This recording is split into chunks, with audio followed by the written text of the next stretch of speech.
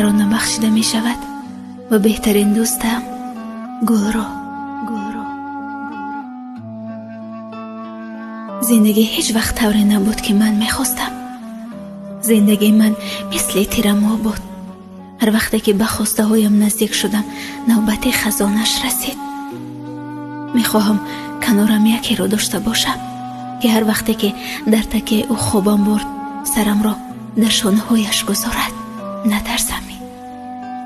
از زندگی فقط یک چیز را مختم، نزدی همه خنده کردن، چو خوب نبودن حالم برای کسی مهم نبود.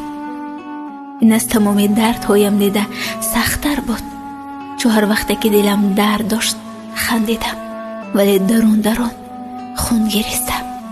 به تنهایی با خودم، با خیالم میان چهار دیوار. کسی رو نداشتم که اشکایم رو پاک کند و بگوید من با تویم. آنهایی را که خواستم رفتن و آنهایی را که نمیخواستم ماندن.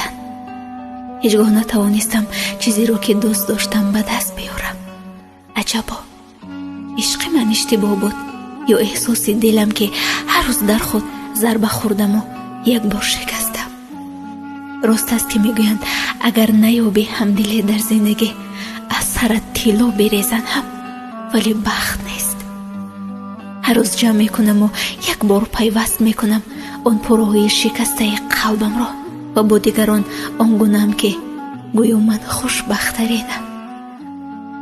خنده های صمیمی، نگاه های قوی، صدای بلندی بی‌لرزش، دلی با قوت، گویا من این گونه‌ام. ولی نه، من یک انسانی ساختم میونی همه. همین که تنها مانم دل و صدایم می‌لرزد و خود را گم میکنم میونی کل دردهایم. اولین باری که در زندگی برای خودم مستقلیت ساختم و تغییر کردم خیلی شکستم. اولین بخت خود را در مدت خیلی کوتاه و تمامی آرزوهایم از دست دادم. تبدیل یافتم به یک دختری سرد و سخت.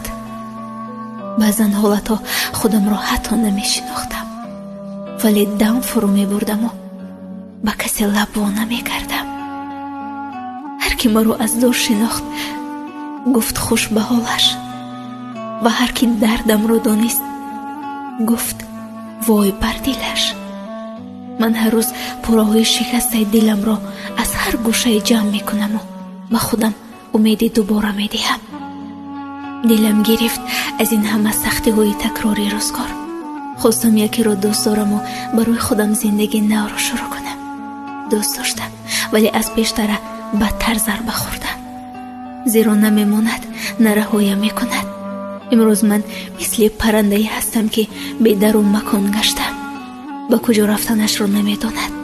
پر میزند به هر جایی که سنگ نخورد، ولی هر جا سنگ خوردم. به دل نازکم احساس دل نمیمرده است، بلکه هر لحظه تو رو میشکسته است و خلاص. گریه های بی صدایم تلختر از تمام سختی هاست. داستان آدمان دل شکسته خیلی کوتاه است. وقتی میپرسی چی شده است میگویند هیچ چیز. میخواهم کنارم آنی را داشته باشم که تمام عمر برای یک لحظه بودنش آرزو میکردم. دیگر هیچ چیز. امیدوارم که تقدیر هم یک روز نه یک روز برای ما لبخند میزند. من منتظر این روز تمام عمر میمانم.